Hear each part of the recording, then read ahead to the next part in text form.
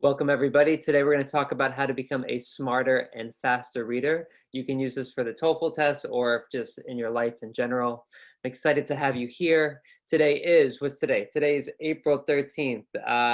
It's the day after Easter, very different type of Easter this year for those who celebrate it. So the coronavirus is still very much a part of our lives and the situation is just not great. And so we decided to make these lessons available for everybody so you can have something in your control. Basically, the world's out of your control, the news, all the things going on in the world, but you are in control of your mind and how you spend your time. So hopefully you find this lesson helpful. And so let me stop talking. Let's get right into it today and talk about how to become a smarter and faster reader. So let me share my screen and let me present this here. Boom, there we go. So what are we going to talk about today? Well, first of all, I should begin. My name's Josh. I teach TOEFL and ESL, have a lot of experience. I write articles and make videos about TOEFL. That's me. That's it. And our goals together today is to have you become an active reader. So we're going to talk about the difference between active and passive reading. And the goal really is for you to be a more active reader. And even if you know about active reading, you're going to learn more about it today. Actually, you could let me know right now, what do you know about active reading? Do you know anything at all? Or is this totally new? And what do you know? What do you want to know? So let me know. It's always helpful to hear about you. And let me know about you, name, where you're from, and why you're taking the test. So today we are promoting the TOEFL emergency course. Go to tstprep.com, your TOEFL preparation in just 5 hours, 5 hours of videos, practice tests, practice questions, everything you need to prepare. It's a lot easier than using a 600-page TOEFL book. So check that out at our site, tstprep.com. And people say nice things about us, and here is Prakash. He says, I'm happy today because I got my TOEFL score, and the only preparation I had was TST Prep's emergency course in just 1 week. Now, you might need more than a week. Everybody's different, but for some of you guys who are in a hurry and just need to know as much as you can as quickly as possible, the emergency course would be a good fit for you. So let's talk about it, how to read quickly and effectively.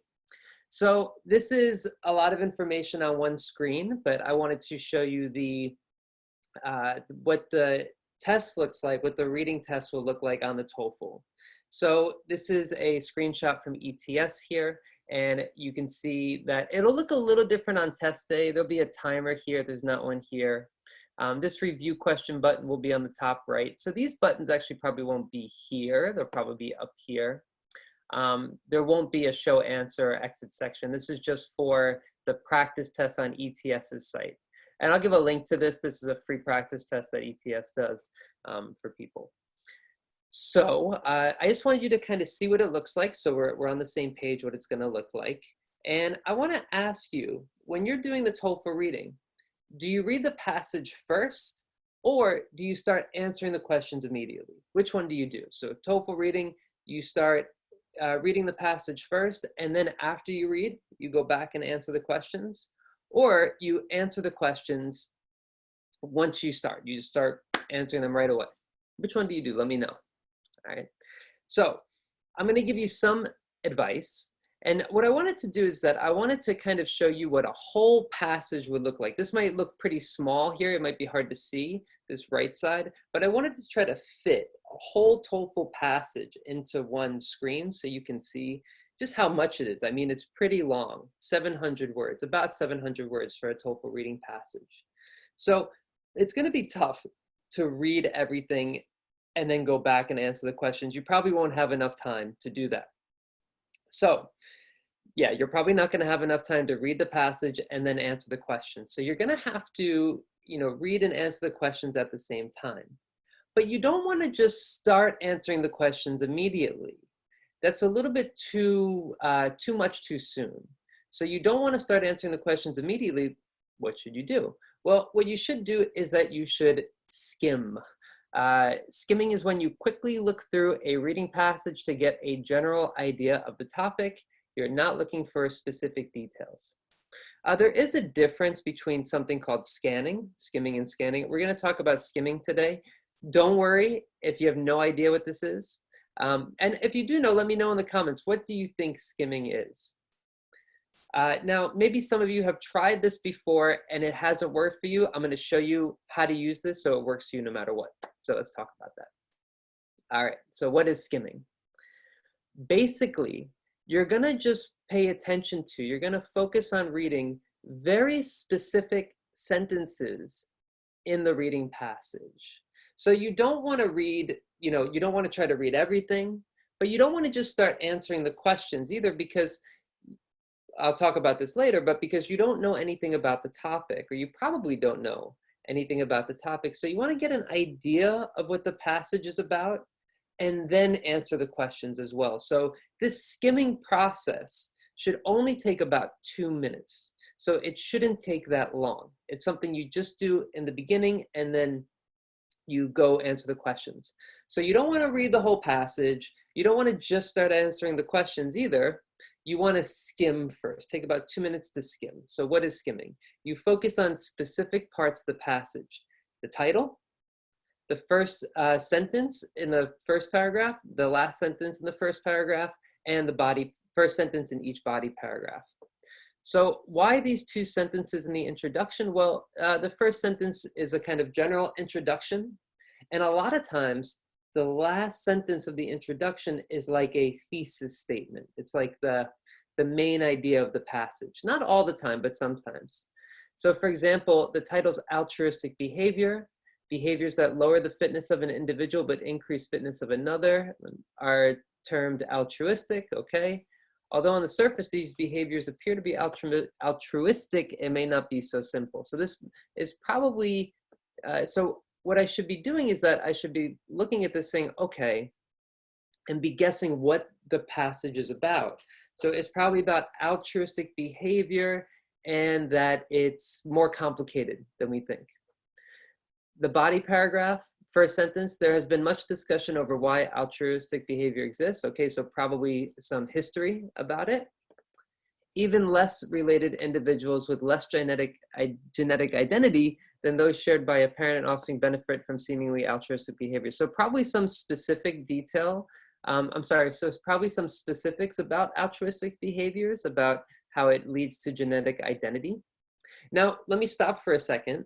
And you might be thinking, you're talking too fast, Josh, or I don't know what altruistic behavior means, or I don't know genetic identity. There's so much vocabulary, I don't know. If that's the case, that there's a lot of vocabulary you don't know, then skimming this particular passage might not be so helpful. So if you're skimming and you really don't understand what you're reading, you don't understand the first sentence of each paragraph, if you don't understand the vocabulary, it's not so helpful because you can't really make connections. You can't think about, okay, this is probably, see, like I know what altruistic behavior means. It's behavior that you do basically to help other people and it doesn't help you at all. That's like altruistic behavior. So selfless behavior, not selfish, but selfless. So I know that meaning. Since I know that, I can kind of get an idea of what each first sentence is about. If you have no idea about this vocabulary, and it's just like, I don't even know what this means, then this is not going to be so helpful. Skimming is designed to help you have some ideas, okay, to have some ideas first. If you're skimming and you don't understand anything, it's not so helpful. So with all of the advice I give you guys about TOEFL, see if it works for you or not. Everybody's different. Everybody has different levels, different needs, different learning styles. This is just advice. Okay, it's not the Bible or anything like that. It's not something that you have to obey all the time. It's just advice that you can use. All right. So you want to use this advice and see if it works for you or not. Okay, so for me, it works really well. I skim, I see, okay, so the first body paragraph, there's been discussion about altruistic behavior, so there's probably some history. The second body paragraph says even less related individuals with less genetic identity benefit from seemingly altruistic behavior. So these will probably be about benefits of altruistic behavior. Unrelated individuals may also act altruistic to each other. So this will be about how there's altruism which goes against the selfish gene explanation. I haven't read this, so I don't know what it is yet. So I'm just taking a guess of what the paragraph is about.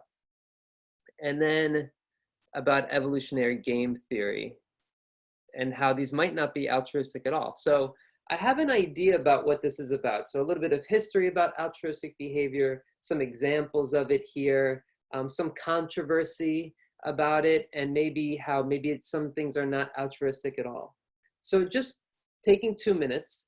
Now I took longer than 2 minutes to explain this, but on test day, you want to do this all in your head.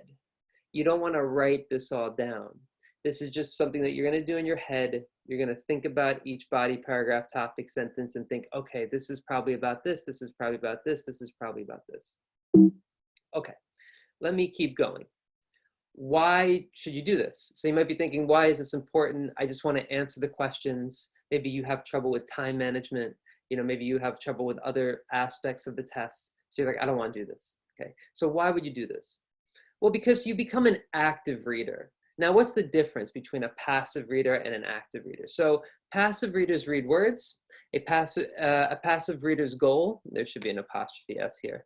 A passive reader's goal is to get finished. So that's what a passive reader does. I just want to get done. I want to read as quickly as possible and get done. It's like a homework assignment. I have to read chapter 1 for homework. I just want to read it as fast as I can. An active reader, they read with a goal where their goal is to learn something. Okay, so an active reader wants to learn something. A passive reader wants to finish. An active reader wants to learn something. So to become a smarter, faster, better reader, you need to want to learn something. Now, during the TOEFL, you just want to get your score, right? I just want to get my score. I want to get this test over with. If that's your goal, to get a higher score, then you should want to be an active reader. You should want to learn about this stuff. Even if you don't care about altruistic behavior, you don't want to know anything about it, it doesn't matter to you. You still want to have the heart of somebody who wants to learn about it and wants to know more about it, because that will help you learn more about it. That will help you remember more about it and answer the questions better. And we're going to do some examples of that. Okay, so let's look here at altruistic behavior. And I put the first sentence of each one. We kind of went over this already. But so I put the first sentence. So there's been much discussion over why altruistic behavior exists. So you can kind of make a guess about what this paragraph is about, right? Now it's probably about, you know, a discussion. So some people think it's this way, some people think it's this way. There's probably some history. Yeah, and then I'll just skip to body paragraph 4 because I talked about this already, but evolutionary game theory, a modification of classical game theory, that altruistic behaviors are not altruistic at all. So this will be about a debate again. Maybe some behaviors are not really altruistic. They look that way, but they're not. So I'm just making guesses. I don't know if that's true. I have to read the passage. You still have to read the passage, but you're becoming an active reader. And that's the point. You're becoming an active reader. Active reading will put you in a more powerful position to understand and identify all relevant information because you're getting involved in the learning process. You're involved in it. You're thinking about it. You're making guesses. You're participating. So when you do that, it makes you more involved in the process, and you become much stronger as a reader. So you want to become a stronger reader so you're able to learn more as you go. Okay, so active reading. So you want to have one question. So for each passage, what does the author want to teach me in this passage? And for each paragraph, what does the author want to teach me in this paragraph? So that's it. You're just thinking, what does the author want me to know in this passage, in this paragraph? Each paragraph, that's your question that you're trying to answer. What's the one thing they want me to know? For example, let's go back really quickly. In this first paragraph here, there's been much discussion over why altruistic behavior exists. So maybe the author wants me to know some history about altruistic behavior. Really short, doesn't have to be that long. You don't have to overthink this. You don't have to like sit down with a piece of paper and answer, you know, the author wants me to know this, wants me to know this. No, you're just thinking. You're not worried about being correct. So with this active thinking, the skimming, don't worry about being correct. It's not about that, okay? It's just about you thinking. That's it. You're just thinking about what you're learning. And that's the most important thing. You're just thinking about what you're learning, okay?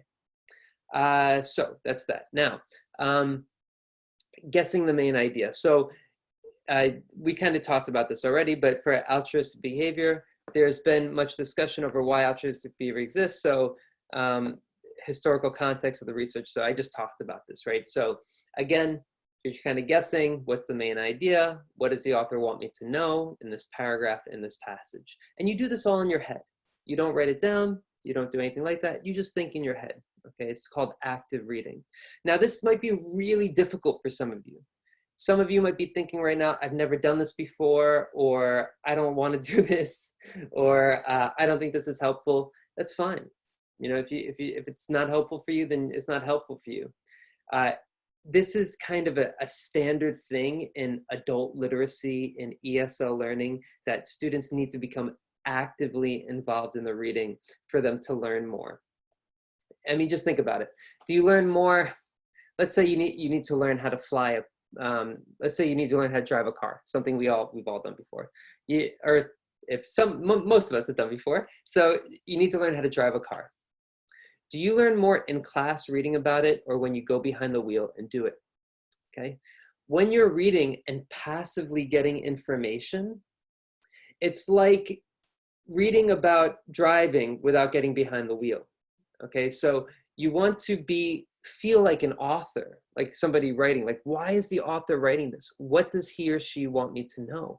Why do I need to know this? What's the main idea here? These are the questions you want to ask yourself.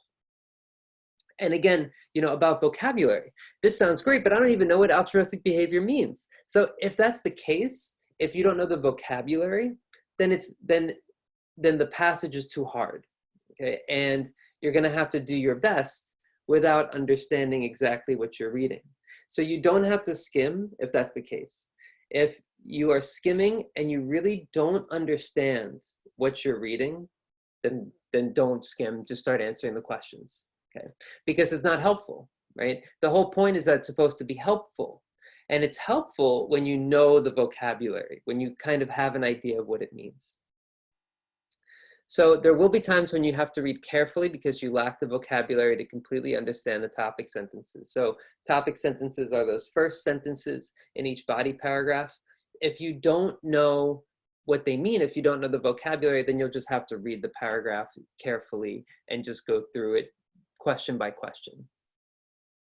So I just want to give an example of the power of active reading. And I want to give when you have no experience with something and you have some experience. So by skimming, you're getting an experience of the topic. So let's look at Japanese history, for example. Let's say you don't know anything about Japanese history. So Daisendo Kofun. Daisendo Kofun is a fine example of a Kofun period keyhole tomb that is said to be the grave of Emperor Nintoku. Let's say French history. During the 17th and 18th century, King Louis XIV was the longest reigning monarch of a sovereign nation in European history. Now, if you ask me this, well, let's pretend I don't know anything about Japanese history. So if I don't know anything about Japanese history, about Japanese language, then Daisendo Kofun period, Kofun period, Emperor Nintoku. These are much harder for me to remember because it has nothing to do with the English language. It's from a different language family. So I have very little background information with it, very little background experience with it. French history is a little bit easier for me, even though I don't speak French. We come from a similar language family. And also I have experience learning about European history in American schools. Now I have some experience learning Japanese history too, but we learn a lot less. So I'm able to make more connections, like the name Louis. Okay, I can remember Louis a lot easier than I can remember Nintoku, because I have some experience with this word and these phrases. Sovereign nation, I know about this stuff. Kofun period, I've never heard of this before, Kofun. So it's really hard for me. I never heard of a keyhole tune before. I don't know what that means. So there's so much more vocabulary that I don't understand here in this Japanese history example. So it's a lot harder for me. So the idea, again, is that you want to skim first. You have some experience with the reading, and that way it's easier for you to answer the questions, in theory at least. Let's look at an example together. So this is from a passage called Spanish Exploration of the Americas. And let's go through a couple of paragraphs and see if we can figure out what they are probably talking about. So the first sentence, the Spanish established the first European settlements in the Americas beginning in the Caribbean and by 1600 extending throughout Central and South America. So it sounds like history, right? The most famous of these Spanish adventurers is also the most controversial, Christopher Columbus, who, though Italian himself, explored on behalf of the Spanish monarch. So probably about, looks like it's about Columbus sailing for Spain. Pretty simple. And yeah, there's the first and second. And yeah, here is the paragraph. It's a short paragraph. Just so you know, by the way, this paragraph is from TST Prep. Usually the paragraphs are longer in the TOEFL, but this is one that's a little shorter. And so, yeah, it's very short. There's only 3 sentences, and we read 2 of them already. So we kind of have an idea of what it's about. And then if you look at the first body, the history of Spanish exploration begins with the history of Spain itself. So probably a little bit of history of Spain. And yeah, so during the 15th century, Spain hoped to gain advantage of its rival, Portugal. So then they talk about some history of Spain. Okay. And then what happens after that? So their goals were to expand Catholicism and gain commercial advantages. So again, this will probably be about those goals. I don't know whose goals those are. I'll probably read about it. Yeah, Ferdinand and Isabella sponsored extensive Atlantic exploration. So then they just talk about this idea. So if I just read the first sentence of each body paragraph, I would have a good idea of what this is about. And that'll help prepare me mentally for answering the questions. I know it's about history, and I know it's about Columbus and Spanish exploration. Now, you might be thinking that, Josh, this is a lot easier than altruistic behavior. That could be the case. So there are topics that you will be stronger in than others. It's just natural. I'm better at humanities, language, history than I am in sciences and mathematics. So there are topics that are going to be more difficult for you depending on your strengths and depending on your experience. That's just kind of luck. That doesn't really have a lot to do with your skills, really, but just with, like, if you're lucky and you get something that you're really passionate about, a topic that you're passionate about, then you know more about it and can make more connections. Body paragraph 3, Columbus held erroneous views that shaped his thinking about what he would encounter. So probably about what Columbus thought before he went there. And then that's basically what he talks about here. And by the way, I can use this information to help me guess. So since these were erroneous views, which means, like, from the word error, which means they're wrong views, what can be inferred about Columbus based on this information? Well, he was an amateur sailor who needed more experience. Well, maybe we can see about that. He likely betrayed the monarchs. I don't know about that. So betrayed the monarchs. Even this is about his views, how his views were misguided. So since his views were misguided, it's probably not about betrayal, right? That's a slightly different thing. He ignored or denied the evidence suggesting he did not make it to Asia. So that sounds similar. If he's ignoring or denying something, that's having an erroneous view, right? He lied about his discoveries because he sought glory and fame. Maybe it could be that too. But so you see how just by kind of skimming and getting an idea of what this is about, without reading further, I can get an idea of the tone of the passage, of the paragraph, and what might be correct, what might not be, and what might be incorrect. Last paragraph, body 4, many other Europeans followed in Columbus' footsteps, drawn by dreams of winning wealth and sailing west. So other people came after him and sailed. Yeah, so another Italian, Amerigo Vespucci, so then talks about this other one. And according to the paragraph, which of the following is true? Look at the first one. Few tried to accomplish what Christopher Columbus had done. That's probably not true because it says many other Europeans followed in his footsteps. So just by skimming and not even reading everything, I can eliminate a choice right there. Right? So again, you want to skim, get an idea of the passage, become actively involved, and then that way you can become a more powerful reader, stronger, faster, better. All right. Skimming a passage should take less than 2 minutes. Do it. Read actively and put yourself in a better position to answer all of the questions. And again, this is just a quick overview of how it will look. You don't have to highlight anything, of course. I'm just highlighting so you see it. You only read the first sentence of each body paragraph and the last sentence of the introduction paragraph to get an idea of how to skim. Hopefully by now, you feel like you've become an active reader. And don't forget our TOEFL emergency course, TOEFL preparation in just 5 hours. To be honest, this lecture here is brand new. So this is not in this course, but there's a lot of other good material there that you can check out. And that's about it. So hopefully you guys found this helpful. I hope it took your mind off of some things, you know, going on in the world right now, and that it made your stay at home, as most of us are staying at home. I hope it made it a little less boring. I guess not the most exciting thing in the world, TOEFL, but something mildly interesting at least. Okay, so anyway, thank you guys. Check out tsdprep.com. I appreciate you watching, and share with people. Let other people know what we're doing. All right. Thank you so much, and I'll see you in the next video. See you tomorrow. Take care.